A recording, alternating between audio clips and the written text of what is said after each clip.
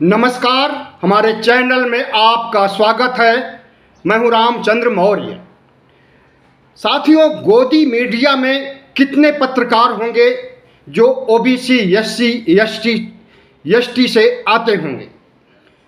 Main media में कितने पत्रकार, या यूं कहें कि टीवी चैनलों में कितने पत्रकार होंगे जो ओबीसी, एससी, एसटी से आते होंगे?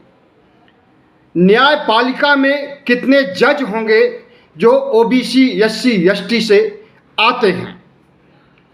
प्रधानमंत्री कार्यालय में कितने सचिव होंगे जो कि प्रधानमंत्री के एजेंडे को करते हैं, उनके काम को क्रियान्वित करते हैं?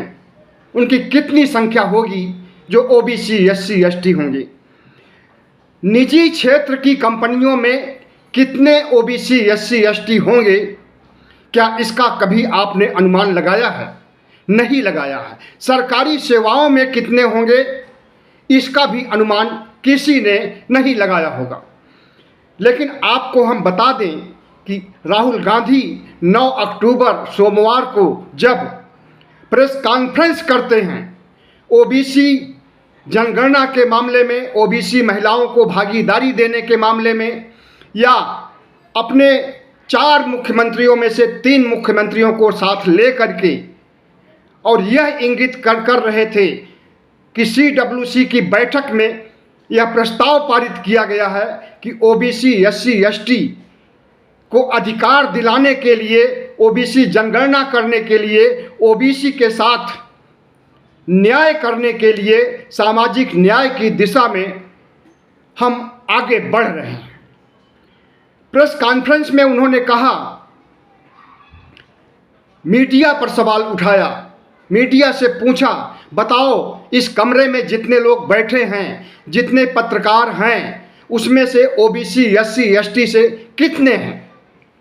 एक कैमरामैन हाथ उठाता है, लेकिन राहुल गांधी ने उसे मना कर दिया कि नहीं, आप कैमरामैन हो। पत्रकारों की बात हम कर रहे हैं कि कितने पत्रकार हैं जो ओबीसी, एससी, एसटी से आते हैं गोदी मीडिया में। एक भी ओबीसी, एससी, एसटी का पत्रकार नहीं मिला जो गोदी मीडिया में है, टीवी चैनलों में है, और पूंजीपतियों द्वारा बनाए गए तमाम चैनलों में एक भी ओबीसी, एससी, एसटी का पत्रकार नहीं मिला। सिर्फ एक कैमरामैन मिला।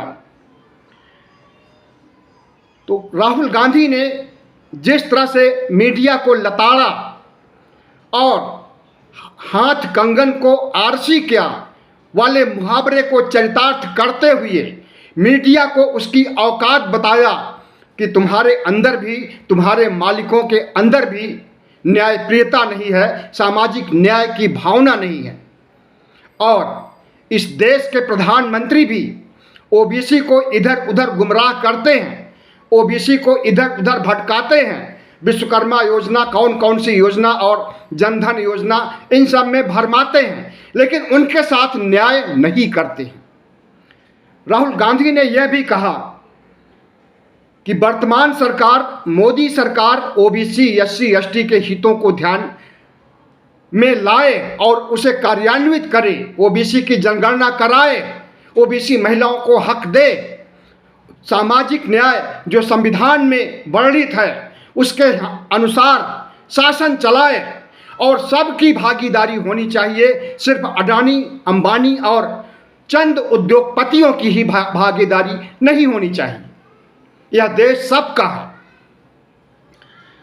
तो जाहिर है कि न सिर्फ मीडिया में खलबली मच गई, बल्कि पूरी सियासत में भारतीय जनता पार्टी से लेकर के आरएसएस और तमाम संगठनों, हिंदू संगठनों में खलबली मच गई सोमवार 9 अक्टूबर को। और उसके बाद राहुल गांधी को अतार्किक ढंग से गालियां, फप्तियां देना शुरू हो गया गोदी मीडिया भी, और भारतीय जनता पार्टी के छोट भैये, बड़ भैये नेता भी, और आरएसएस भी।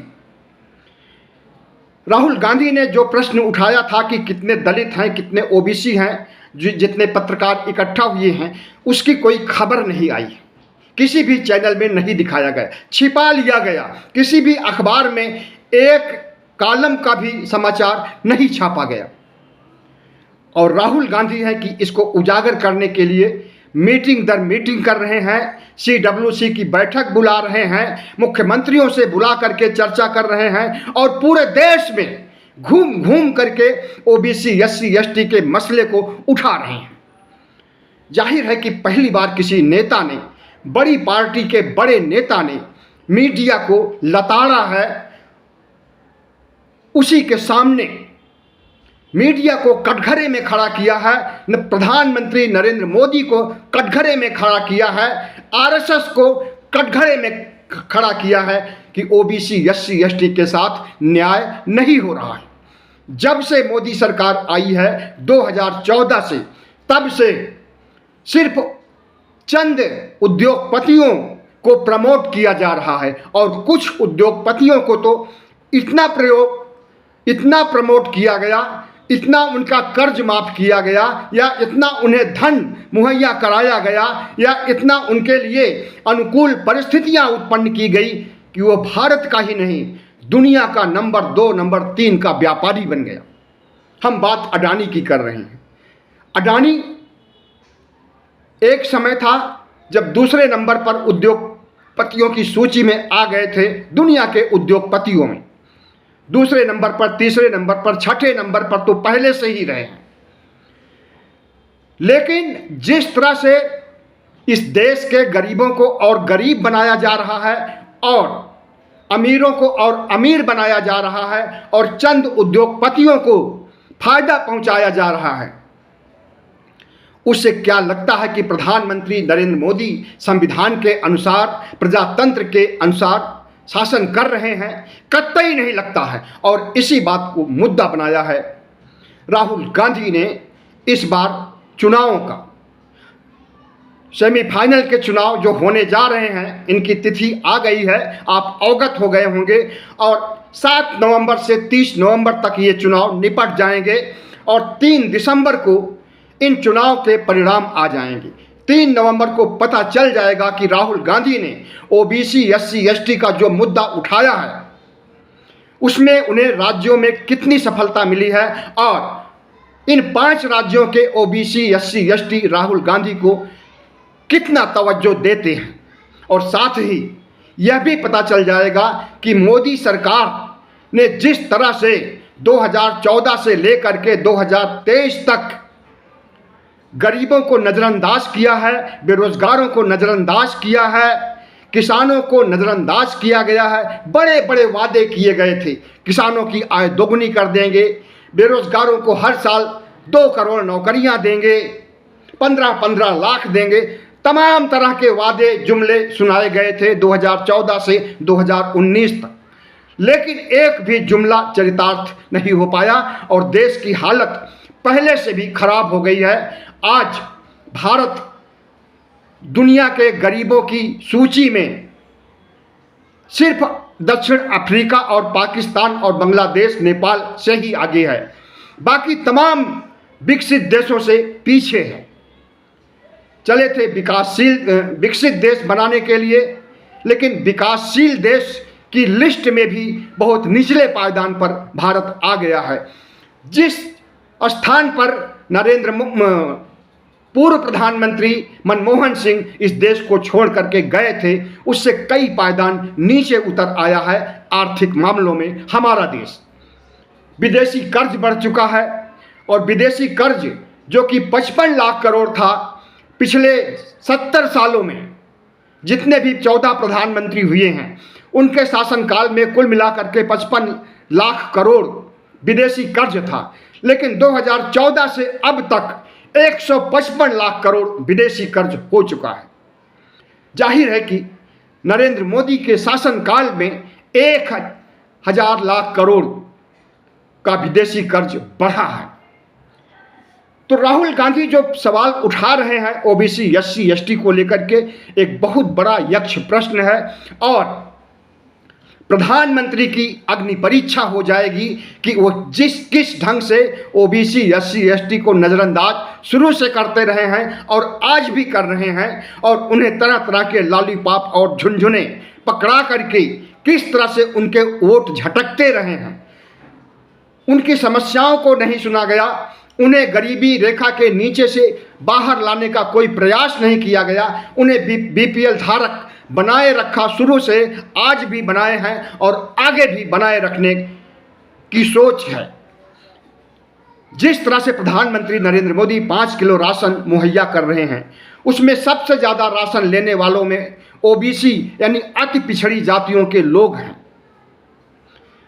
अति पिछड़ी जातियों को न तो मरने देंगे और न जिंदा रखेंगे। जिंदा रखेंगे तो सम्मानपूर्वक जिंदगी नहीं जीने देंगे। सम्मानपूर्वक जिंदगी जीने के लिए राष्ट्र की मुख्य धारा में आना जरूरी है, और राष्ट्र की मुख्य धारा में किसी भी पिछड़े को, किसी भी पसमानदा मुसलमान को, या किसी भी मुसलमान को, किसी भी ओबीसी को, किसी भी एससी को, किसी भी एसटी को नहीं आने देंगे, क्योंकि आरएसएस का ये एजेंडा है। आरएसएस चाहता कि जो वर्ण व्यवस्था के हिसाब से प्रावधान बनाए गए हैं, जो वर्ण व्यवस्था के हिसाब से, जातिवाद के हिसाब से कार्यों का विभाजन किया गया है, लोग अपने ही जाति के काम करें और अपनी ही जाति में मग्न रहें। उन्हें शासन में आने की ज़रूरत नहीं है, उन्हें न्यायपालिका में आने की ज़रूरत नहीं है, उन्हें ब्यूरोक्रेसी में आने की ज़रूरत नहीं है, उन्हें राजनीति में आने की ज़रूरत नहीं है। यह सोच है आरएसएस की, और इसी सोच को इम्प्लीमेंट कर रहे हैं प्रधानमंत्री नरेंद्र मोदी। अगर वो ओबीसी की जनगणना की बात को मान लेते हैं, ओबीसी की जनगणना कराते हैं, तो निश्चित रूप से ओबीसी की भागीदारी, जैसा कि बिहार ने साबित कर दिया है कि 63% ओबीसी बिहार में है। अगर बिहार में 63 है तो पूरे भारत में भी 60% से कम नहीं होंगे। और जब 60% का असली आंकड़ा सामने आ जाएगा तो 60% आरक्षण देना पड़ेगा, बचेगा 40%। और उन 40% में 15% सवर्णों का होगा। बाकी मतलब कि आरक्षण को जो इन्होंने एक कैप लगा रखा है कि 50% से ज़्यादा आरक्षण नहीं दिया जाएगा, वो कैप को हटाना पड़ेगा, और हटाया भी है। जब 2019 में ईडब्ल्यूएस कोटे के तहत आर्थिक रूप से कमजोर सवर्णों को दिया गया आरक्षण, तो उस कैप को हटा करके ही दिया गया था, 50 से 60% कर दिया गया, और उस कैप को फिर 60% पर लगा दिया गया है कि अब 60% से ज़्यादा आरक्षण नहीं दिया जाएगा। 60% से ज़्यादा आरक्षण देना नहीं है, इसीलिए प्रधानमंत्री नरेंद्र मोदी ओबीसी की जनगणना नहीं करा रहे हैं। और ओबीसी की जनगणना अगर नहीं कराएं तो 2011 में जो जनगणना हुई थी उसी को सामने ला दें, उसी को प्रकाशित कर दें, उसी को ओबीसी को बता दें कि हाँ तुम्हारी इतनी जनसंख्या है, आगे जनगणना कराने की कोई ज़रूरत नहीं है। तो वह काम भी नरेंद्र मोदी नहीं कर रहे हैं। 2011 में हुई जनगणना जो सोशियो इकोनॉमी बेसिस पर हुई थी, उसमें ओबीसी को गिना गया था। ओबीसी की सामाजिक स्थिति कैसी है, आर्थिक स्थिति कैसी है, सांस्कृतिक स्थिति कैसी है, इसका भी काला चिट्ठा पेश किया गया था उसमें।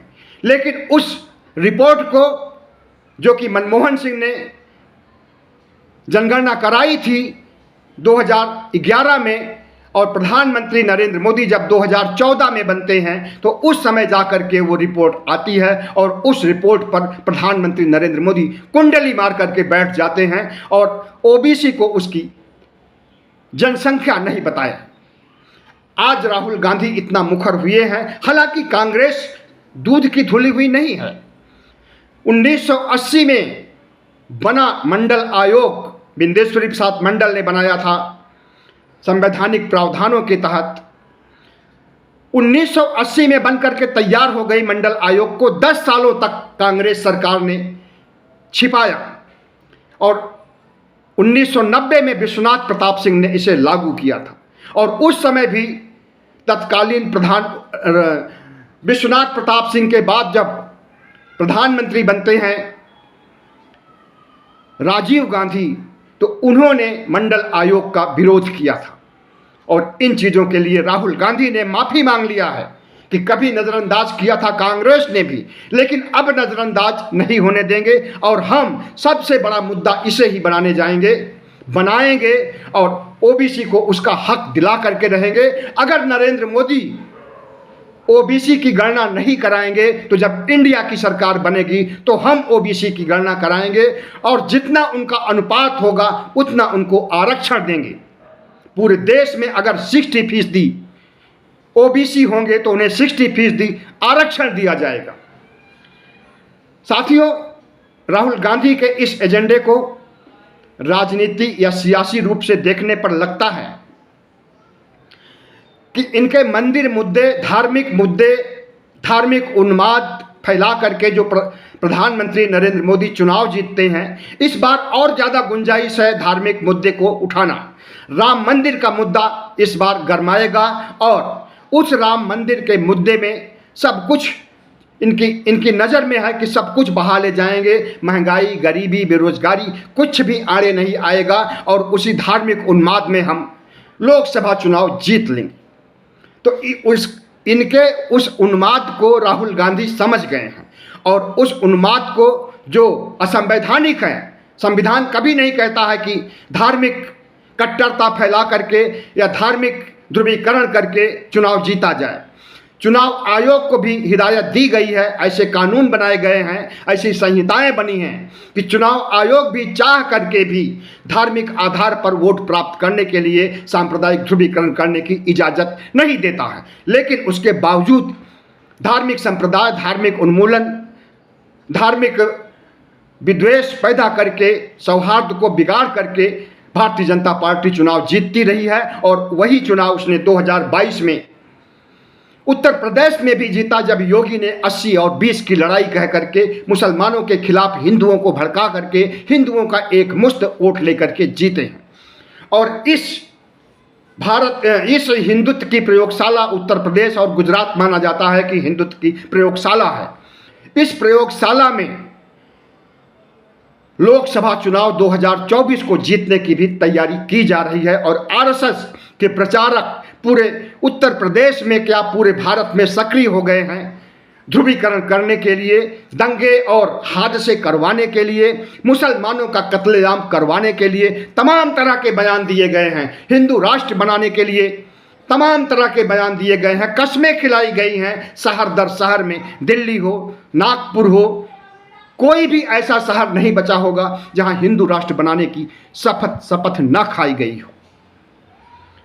तो राहुल गांधी ने जो मुद्दा उठाया है, ओबीसी का मुद्दा उठाया है और नरेंद्र मोदी और आरएसएस जो मुद्दा उठा रहा है वो धार्मिक ध्रुवीकरण का है। अब लड़ाई धार्मिक ध्रुवीकरण और ओबीसी के मुद्दे पर होनी है 2024 में। और अभी जो 5 राज्यों के चुनाव की तिथियों की घोषणा हुई है, ये चुनाव भी अब देखना यह है कि राहुल गांधी की जीत होती है या फिर प्रधानमंत्री नरेंद्र मोदी की धार्मिक एजेंडे के आधार पर जीत होगी।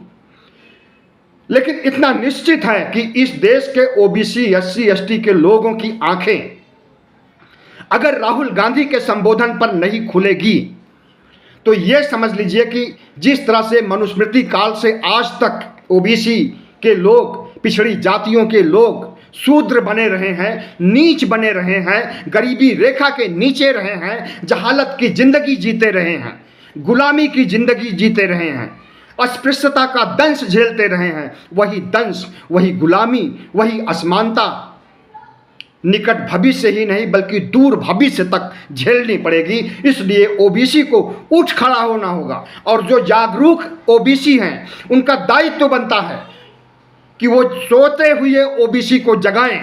और अगर नहीं जगाएंगे और अगर फिर से प्रधानमंत्री नरेंद्र मोदी धार्मिक ध्रुवीकरण करके चुनाव जीतते हैं 2024 का, तो जान लीजिए कि भारत 2025 में हिंदू राष्ट्र बन जाएगा, मनुस्मृति लागू हो जाएगी, संविधान हटा दिया जाएगा, लोकतंत्र खत्म कर दिया जाएगा, राजतंत्र आ जाएगा। और उस राजतंत्र की सूचना पहले ही मिल चुकी है नए संसद भवन के उद्घाटन के समय, जब सिंगोल को लेकर के प्रधानमंत्री नरेंद्र मोदी पूरे संसद भवन में घूमते हैं और उस सिंगोल का चरण बंदन करते हैं, उस सिंगोल के सामने साष्टांग पड़ जाते हैं। सिंगोल क्या है पता है आपको? सिंगोल वो है जो राजतंत्र में एक राजा दूसरे राजा को, अगर कोई राजा है तो अपने बेटे को जब राजपाट सौंपने लगता है तो सिंगोल भेंट करता है।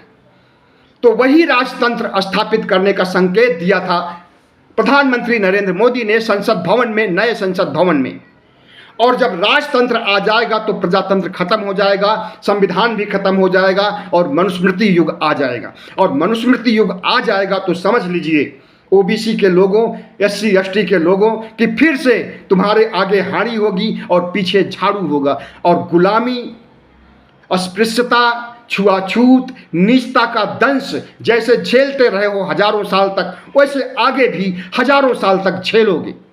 इसलिए राहुल गांधी जिस मुद्दे को उठा रहे हैं, राहुल गांधी का साथ दीजिए, इंडिया का साथ दीजिए और इंडिया को भारी मतों से जिताइए, वरना यह देश नहीं बचेगा, यह लोकतंत्र नहीं बचेगा, यह संविधान नहीं बचेगा। बहुत बहुत धन्यवाद। हमारे चैनल को सब्सक्राइब कीजिएगा, लाइक कीजिएगा और शेयर कीजिए।